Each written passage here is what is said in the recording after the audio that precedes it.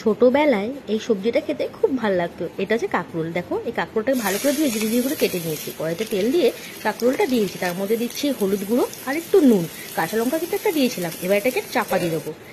এবার একটু নারকেল কুড়িয়ে নিচ্ছি, নারকেল কুড়োটা ওপর দিয়ে দিয়ে দিচ্ছি, দিয়ে একটু নেড়ে নেবো। এরকমভাবে কাঁকরোল ভাজা খেয়েছো? খেয়ে দেখো, খুব সুন্দর লাগে খেতে নারকেল দিয়ে কাঁকরোল ভাজা। তার সাথে করেছি ডিম, মশলা ডিম। দেখো, সেদ্ধ ডিমটাকে মাঝখান দিয়ে কেটে নিয়ে নুন হলুদ ওপর দিয়ে ছিটিয়ে দিয়েছি। এই দেখো, এবার এটা ভেজে নিচ্ছি। কড়াইটা কালো দেখে বলো না কেন? আরে এটা তো আমার কাঁকরোল ভাজার কড়াই, এই জন্য। এই দেখো কাঁকরোল ভাজা আর তার সাথে মশলা ডিম। আমি বসে পড়েছি খেতে। এই দেখো, তার সাথে আছে ভাত।